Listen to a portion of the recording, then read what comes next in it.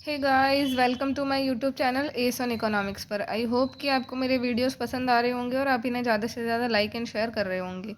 पिछले वीडियो में हमने ये पढ़ा था कि law of diminishing marginal utility क्या होती है और इसका क्या इम्पैक्ट पड़ता है। ठीक है। और कार्डिनल अप्रोच की फर्स्ट थ्योरी थी law of diminishing marginal utility, जिसको हम गोसेंस फर्स्ट लॉ भी कहते हैं। ठीक है। और उसके अंदर हमने ये बताया था कि जैसे जैसे जो पर्सन है, ह्यूमन बीइंग है, वो अपनी यूनिट्स को बढ़ाता जाता है, उनके कंजप्शन को बढ़ाता जाता है, वैसे वैसे उसकी जो यूटिलिटी है, मार्जिनल यूटिलिटी है, वो कम होती रहती है। ठीक है। और धीरे धीरे वो गिरने लग जाती है और एक पॉइंट ऐसा आता है कि जो मार्जिनल यूटिलिटी है वो नेगेटिव भी हो जाती है। ठीक है। कि जैसे मैंने पहला बिस्किट खाया, मान लो मैंने एक बिस्किट का पैकेट ख़रीदा और उसे खाया, तो मुझे सेटिस्फेक्शन अच्छा खासा मिलेगा। ठीक है, क्योंकि मुझे भूख लग रही थी। फिर अभी भी मुझे भूख लग रही है, मैं और खा सकती हूँ, तो मैंने एक और बिस्किट का पैकेट ख़रीद लिया और उसे खा लिया। ठीक है। फिर मैंने तीसरा बिस्किट का पैकेट ख़रीदा, उसको भी मैंने खा लिया। लेकिन ये जो सेटिस्फेक्शन मिलेगा मुझे सेकंड और थर्ड में, वो मेरा कम होगा पहले वाले से। ठीक है। पहले वाले में जितना सेटिस्फेक्शन मिलेगा, जितनी मेरी मार्जिनल यूटिलिटी होगी, वो सेकंड वाले से कम होगी।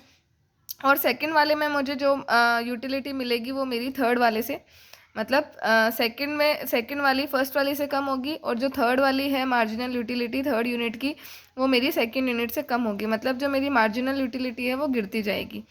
तो आज हम पढ़ने वाले हैं हमारी कार्डिनल अप्रोच की दूसरी थ्योरी, जो है law of equi marginal utility and consumers equilibrium. ठीक है। कि किस तरीके से कंज्यूमर है उसको अपना इक्विलिब्रियम पॉइंट मिलता है। ठीक है। कौन सा ऐसा पॉइंट है जहाँ पे वो कंज्यूमर सेटिस्फाइड हो जाता है, और इसे गोसेन का सेकंड लॉ कहते हैं। ठीक है, ये देखो यहाँ लिखा है मैंने, गोसेन सेकंड लॉ। अब पहला पॉइंट जो बच्चों के दिमाग में आता है वो है इक्विलिब्रियम। इक्विलिब्रियम किसे कहते हैं? ठीक है। तो देखो, ये होता है स्टेट ऑफ रेस्ट, जहाँ पे कंज्यूमर बिल्कुल रेस्ट करना चाहता है, ना इससे आगे बढ़ना चाहता है, ना ही इससे पीछे जाना चाहता है। एक ऐसा पॉइंट जहाँ पे कंज्यूमर बिल्कुल फुल्ली सेटिस्फाइड है। अगर उसने 10 रुपये खर्च किए हैं तो वो अपने 10 रुपये खर्च करने पे सेटिस्फाइड है। अगर उसने 20 रुपये खर्च किए हैं तो वो अपने 20 रुपये खर्च करने पे सेटिस्फाइड है। मतलब अगर हम अपनी लैंग्वेज में बोले तो हम कहते हैं ना कि पैसा वसूल हो गया, तो वो वाला पॉइंट होता है ये, कि पैसा वसूल हो गया हमारा। अगर हम मूवी देखने के लिए थिएटर में गए हैं और मूवी सुपर हिट निकली, ठीक है, तो हम यही बोलेंगे थिएटर से निकलने के बाद कि भाई 360 रुपये दिए और 360 रुपये वसूल हो गए। ये होता है हमारा state of rest, point of balance, कि हमने जो खर्च किया उतनी यूटिलिटी हमको मिल गई। हमने 10 रुपये खर्च किए तो 10 रुपये तक की यूटिलिटी हमको मिल गई। ये एक ऐसा पॉइंट है जिससे हम ना तो आगे बढ़ना चाहते हैं और ना ही पीछे हटना चाहते हैं। ठीक है। इसको पॉइंट ऑफ बैलेंस भी कहा जाता है। ठीक है। क्या है ये? When a consumer is in state of equilibrium, he does not change his level of consumption, which depicts that he is obtaining maximum satisfaction. अब देखो, जब एक कंज्यूमर इक्विलिब्रियम स्टेट में होता है तो he does not change his level of consumption, वो अपने लेवल ऑफ कंजप्शन को चेंज नहीं करता है। मतलब मैंने अभी आपको बताया कि ये एक ऐसी स्टेट होती है, एक ऐसा पॉइंट होता है जिसके अंदर कंज्यूमर ना तो आगे बढ़ना चाहता है और ना ही पीछे हटना चाहता है। ठीक है। और इसके तो इससे ये पता चलता है कि इस पॉइंट के अंदर जो कंज्यूमर है वो मैक्सिमम सेटिस्फाइड है, उसको अपना पूरा पूरा सेटिस्फेक्शन मिल चुका है, जितना पैसा उसने खर्च किया उसका वसूल हो चुका है। ये वो वाला पॉइंट होता है। ठीक है। इसे गोसेन का सेकंड लॉ भी कहा जाता है। अब इसके अंदर जो इक्विलिब्रियम पॉइंट है वो कैसे फाइंड आउट करते हैं? तो इसमें 3 केसेस आते हैं हमारे पास। In case of one commodity, in case of exactly 2 commodity,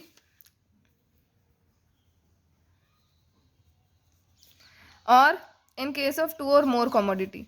ठीक है। तो हम यहाँ पे सिर्फ 2 के बारे में बात करने वाले हैं, इन केस ऑफ 1 कमोडिटी और in case of exactly 2 commodity. In case of 2 और मोर कमोडिटी काफ़ी ट्रिकी हो जाता है, मैथमेटिकल रिप्रेजेंटेशन इसकी बहुत ही मुश्किल हो जाती है, इसलिए हम लोग इसको नहीं सीखेंगे। हम सिर्फ 2 को ही सीखेंगे, और आपकी बुक के अंदर भी 2 ही हैं। ठीक है। 2 थ्योरीज ही समझनी है आपको। जो थर्ड केस है हमारा, जिसमें 2 और मोर कमोडिटीज़ है, तो इसमें 3 कमोडिटीज़ 4 कमोडिटीज़ आ जाती है। तो इनका जो मैथमेटिकल इक्वेशंस होते हैं वो काफ़ी ट्रिकी हो जाते हैं और काफ़ी मुश्किल होता है उसको समझना। इसलिए ये आप लोगों के लिए सिलेबस में नहीं है।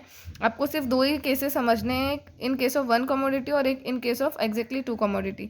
तो चलिए शुरू करते हैं हम हमारा पहला case, in case of 1 commodity. पहली 1 कमोडिटी के अंदर क्या किस तरीके से हम लोग इक्विलिब्रियम पॉइंट को फाइंड आउट करते हैं, ये हम जानने की कोशिश करेंगे इस वीडियो के अंदर।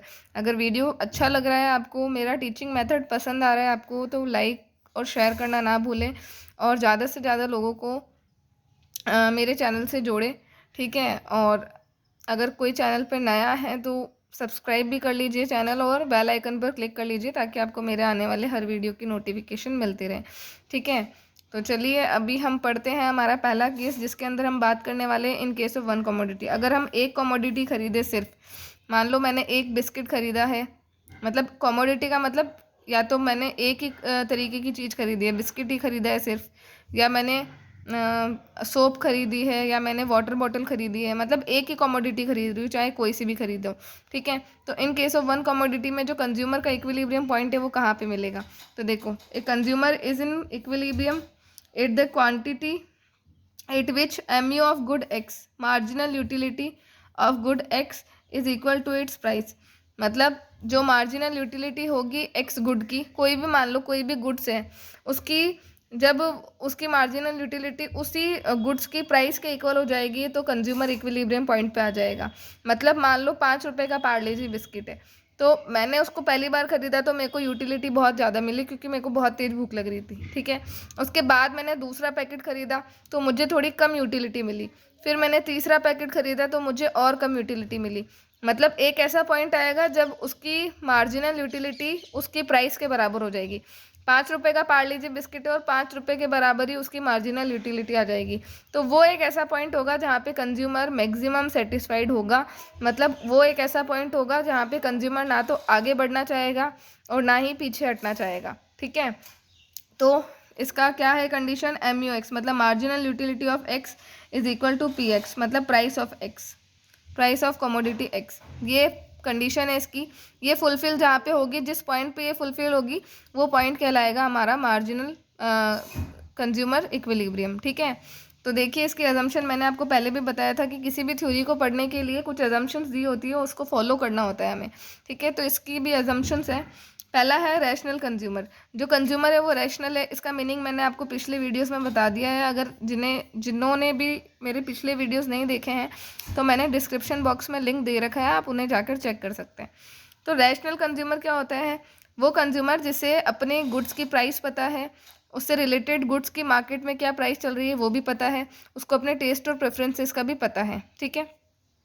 कंटिन्यूस कंजप्शन, मैंने आपको ये भी बताया था कि इसका जो कंजप्शन होता है वो इंटरवल में नहीं होता है कि आपने एक बिस्किट अभी खाया और एक बिस्किट शाम को खा लिया मान लो, और या फिर एक बिस्किट अगले दिन खा लिया, ऐसा नहीं चलेगा। मैंने आपको बताया था कि कंटिन्यूटी होनी चाहिए, कंटिन्यूस कंजप्शन होना चाहिए। अगर उसने एक बिस्किट का पैकेट अभी खाया है तो विद इन सेकेंड्स, मतलब कुछ ही टाइम बाद में जैसे वो पैकेट ख़त्म होता है दूसरे टाइम में उसको वो दूसरा पैकेट खाना होगा, तभी आपको उसका यूटिलिटी का पता चलेगा। कई बार घर में कोई अच्छी फेवरेट मिठाई आती है तो हम लोग उसको खाना शुरू कर देते हैं और फिर हम लोग कभी कभी बोलते भी हैं, चैलेंज भी लगाते हैं कि मैं इतने खा सकता हूँ या मैं उतने खा सकता हूँ, लेकिन एक पॉइंट पे ऐसा आता है कि हम लोग नहीं खा पाते हैं उसे, ठीक है। जैसे कई सारे कॉम्पिटिशन्स भी होते हैं, 1 मिनट कॉम्पिटिशन होता है जिसके अंदर हम लोगों को बिस्किट दे दिए जाते हैं और उस 1 मिनट में चेक किया जाता है कि कितने बिस्किट हम खा सकते हैं। अब हमारा फेवरेट बिस्किट भी अगर सामने हो ना तो भी हम लोग उसको ज़्यादा नहीं खा सकते क्योंकि हमारी जो यूटिलिटी है वो गिरने लगती है, ठीक है। तो ये है कंटिन्यूस कंजप्शन। इसके बाद आता है इनकम मस्ट बी कॉन्स्टेंट। जो इनकम है कंज्यूमर की वो कांस्टेंट होनी चाहिए। मतलब अगर कंज्यूमर के पास 100 रुपये है ना जेब में, तो वो 100 रुपये ही रहेंगे जेब के अंदर। आप उसकी इनकम को चेंज नहीं कर सकते। आप ये नहीं मान सकते कि उसकी सैलरी तो बढ़ गई होगी या उसका इनकम बढ़ गया होगा, उसको कहीं और से पैसे मिल गए होंगे, ऐसा कोई भी एक्सक्यूजेस इसके अंदर नहीं चलेगा। हमें ये मानना है कि जो कंज्यूमर है उसकी इनकम एक ही है, एक सिंगल जो इनकम पहले थी वही इनकम बाद में रहेगी उसकी, ठीक है। Marginal utility of money must be constant, और जो मनी की जो मार्जिनल यूटिलिटी है वो कांस्टेंट होगी। मतलब अगर कोई पैकेट आप 5 रुपये में खरीद रहे हो प्राइस ऑफ गुड्स, तो वो 5 ही रहने वाली है। मतलब उसकी जो मनी की जो यूटिलिटी है वो कम या ज़्यादा नहीं होगी, वो सेम ही रहने वाली है, ठीक है। क्योंकि आप मनी का कंजप्शन नहीं कर रहे हो, आप गुड्स का कंजप्शन कर रहे हो, ठीक है। तो ये है इसके अजम्पशंस। अब एक एग्जाम्पल मैंने दिया है आपको, उससे आपको बहुत बेटर समझ में आएगा कि कैसे ये मैं बोल रही हूँ, ठीक है। तो ये देखो, मान लो ये पार्ले जी बिस्किट्स है, तो मैंने इनकी इतनी यूनिट्स खरीदी है। पहले एक पैकेट ख़रीदा, फिर दूसरा पैकेट ख़रीदा, फिर मैंने तीसरा पैकेट ख़रीदा, फिर मैंने चौथा पैकेट ख़रीदा, फिर फिफ्थ पैकेट ख़रीदा मैंने, और फिर सिक्स्थ पैकेट ख़रीदा। ठीक है, और ये है उसकी मार्जिनल यूटिलिटी और ये है उसकी प्राइस। ठीक है, ये पार्ले जी है हमारा 5 रुपये में आ रहा है। अब मैंने पहली बार जब पार्ले जी बिस्किट का पैकेट ख़रीदा था तब मेरे को बहुत तेज़ भूख लग रही थी और मुझे कुछ खाना था। ठीक है, तो अब मेरे को बहुत तेज़ भूख लग रही है, तो मैं उस भूख को सेटिस्फाइड करने के लिए क्या कर रही हूँ, बिस्किट खा रही हूँ। तो मेरा पेट बिल्कुल खाली है, तो बिस्किट मेरे को काफ़ी ज़्यादा सेटिस्फेक्शन देगा, मेरे पेट को थोड़ा शांत करेगा। ठीक है, तो 5 रुपये का बिस्किट है लेकिन मुझे कितनी यूटिलिटी मिल रही है, 25 तक की यूटिलिटी मिल रही है। ठीक है, एक पहला पैकेट मैंने ख़रीदा 5 रुपये में और मुझे यूटिलिटी कितनी मिली, 25। फिर मुझे और भी भूख लग रही थी, मेरा पेट अभी भरा नहीं था, तो मैंने एक और बिस्किट का पैकेट ख़रीद लिया। ठीक है, और इस बार जो मेरी यूटिलिटी है वो 5 रुपये में ही ख़रीदा था मैंने उस बिस्किट को, लेकिन इस बार मेरी यूटिलिटी गिर गई 15 रुपये। क्यों? क्योंकि ऑलरेडी मैंने एक पैकेट खा लिया था, उसका टेस्ट मेरे मुंह पे था और मेरा पेट इतना भी भूखा नहीं था। ठीक है, कुछ हद तक भूख लग रही थी मुझे। इसके बाद मैंने तीसरा पैकेट ख़रीदा क्योंकि मुझे भूख अभी भी लग रही थी, अभी भी मेरी भूख शांत नहीं हुई थी, कम हो गई थी लेकिन शांत नहीं हुई थी। ठीक है, तो मैंने तीसरा पैकेट ख़रीदा, तो तीसरा पैकेट भी मैंने 5 रुपये में ख़रीदा, लेकिन उससे मिलने वाला जो सेटिस्फेक्शन था, जो मार्जिनल यूटिलिटी थी, वो कितनी थी, 10 यूटिल्स। ठीक है, इसके बाद मैंने चौथा पैकेट ख़रीदा क्योंकि मुझे भूख लग रही थी, मेरी भूख शांत नहीं हो रही थी, और वो भी मैंने 5 रुपये में ख़रीदा, लेकिन यूटिलिटी मेरी धीरे धीरे गिर रही थी क्योंकि अब मैं इच्छुक नहीं थी खाने की, बस खा रही थी क्योंकि मुझे मेरा पेट भरना था। सबसे ज़्यादा भूख तो मुझे यहाँ लग रही थी पहले पैकेट में, तो मेरे को सेटिस्फेक्शन भी उतना मिला 25 रुपये का। उसके बाद जब मैंने दूसरा पैकेट ख़रीदा तो मुझे 15 यूटिल्स का सेटिस्फेक्शन मिला। फिर मैंने जब तीसरा पैकेट ख़रीदा तो मुझे 10 यूटिल्स का सेटिस्फेक्शन मिला। उसके बाद जब मैंने चौथा पैकेट ख़रीदा तो मुझे 8 यूटिल्स का सेटिस्फेक्शन मिला। तो आप देख रहे हैं कि किस तरीके से जो मार्जिनल यूटिलिटी है वो गिर रही है। अब आता है ये फिफ्थ पैकेट। जब मैंने 5वीं यूनिट ख़रीदी पार्ले जी की तो मुझे 5 यूटिल्स का 5 रुपये जितना सेटिस्फेक्शन मिला, और ये मेरी 5 रुपये ही मैंने पे किए थे। तो ये वो पॉइंट है जहाँ पे कंज्यूमर मैक्सिमम सेटिस्फाइड है, मतलब ये इक्विलिब्रियम पॉइंट है आपका, पॉइंट ऑफ बैलेंस है आपका, क्योंकि यहाँ पे आपकी जो मार्जिनल यूटिलिटी है गुड्स की और जो प्राइस है वो दोनों क्या है, इक्वल है। तो इस पॉइंट के अंदर जो कंज्यूमर है वो क्या है, मैक्सिमम सेटिस्फाइड है। और फिर अगर वो 6ठी यूनिट और ख़रीदता है, अब उसके पेट में बिल्कुल जगह नहीं है, उसका पेट पूरा भर चुका है, उसकी भूख भी शांत हो चुकी है, तो अब उसे खाने की बिल्कुल इच्छा नहीं है। लेकिन अगर ज़बरदस्ती वो ख़रीद भी लेता है और वो खाता है तो उसकी यूटिलिटी गिर जाएगी बिल्कुल। 5 रुपये देगा लेकिन 2 रुपये जितना सेटिस्फेक्शन लेगा, मतलब जितने पे किए उसने उतना सेटिस्फेक्शन भी नहीं मिलेगा। ये वही बात हो गई कि अगर आप मूवी देखने के लिए जाते हो बहुत शौक में कि आज तो मैं थिएटर में जा रही हूँ, अच्छी सी मूवी देख के आएंगे, और मूवी होती है एकदम घटिया, तो आप ये सोचते हो कि यार इससे अच्छा तो मैं घर पे बैठ के कुछ और काम कर लेती। ठीक है, तो ये वो वाली बात हो गई कि आपको दुख होता है कि मैंने ये पैसे क्यों खर्च किए, ये वो वाला पॉइंट आ जाता है। तो जो मैक्सिमम सेटिस्फेक्शन है, जहाँ पे पॉइंट ऑफ रेस्ट आ जाता है या पॉइंट ऑफ बैलेंस आ जाता है, वो है आपका ये वाला पॉइंट, जहाँ पे आपकी मार्जिनल यूटिलिटी आपकी गुड्स की प्राइस के इक्वल होगी। ठीक है, अब इसको डिटेल में डिस्क्राइब किया है मैंने, यहाँ पे देखो। If MUX is greater than P, then the consumer starts purchasing more of good X to get maximum satisfaction. अगर आपकी ये MUX इससे ज़्यादा होती है P से, यहाँ पे देखो ये 3 पॉइंट, ये 4 पॉइंट ऐसे हैं जहाँ पे आपकी MUX क्या है, ज़्यादा है, किससे, P से, प्राइस से, मतलब मार्जिनल यूटिलिटी ऑफ X। यहाँ पे 25 ज़्यादा है 5 से, यहाँ पे 15 ज़्यादा है 5 से, यहाँ पे 10 ज़्यादा है 5 से, और यहाँ पे 8 भी ग्रेटर देन है 5। ठीक है, तो ये चारों पॉइंट ऐसे हैं जहाँ पे क्या हो रहा है, मैक्सिमम सेटिस्फेक्शन, जो मार्जिनल यूटिलिटी है वो बढ़ रही है प्राइस से। तो मतलब जितना उसका, जब तक उसका इक्वल नहीं आ जाता ना, तब तक वो जो कंज्यूमर है वो परचेस करता रहेगा। ठीक है, तो पहला पॉइंट तो ये कह रहा है कि जब मार्जिनल यूटिलिटी प्राइस से ज़्यादा होती है तो क्या करता है, कंज्यूमर परचेजिंग करना स्टार्ट कर देता है ज़्यादा। ठीक है, कंज्यूमर उन यूनिट्स को ज़्यादा खरीदना शुरू कर देगा।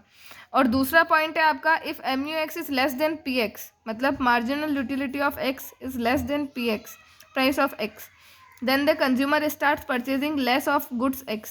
तो जो कंज्यूमर है वो क्या करेगा, उस गुड्स की प्राइस को, उस गुड्स को खरीदना कम कर देगा और शिफ्ट ऑन अनदर कमोडिटी, या फिर किसी और चीज़ को खरीदना शुरू कर देगा। ठीक है, जैसे ये वाला पॉइंट है। ठीक है, अब यहाँ पे जो मार्जिनल यूटिलिटी है वो 5 से कम हो गई, मतलब प्राइस से कम हो गई। तो ये वो पॉइंट है जहाँ पे कंज्यूमर बंद कर देगा इस चीज़ को ख़रीदना या फिर किसी और चीज़ के ऊपर शिफ्ट हो जाएगा।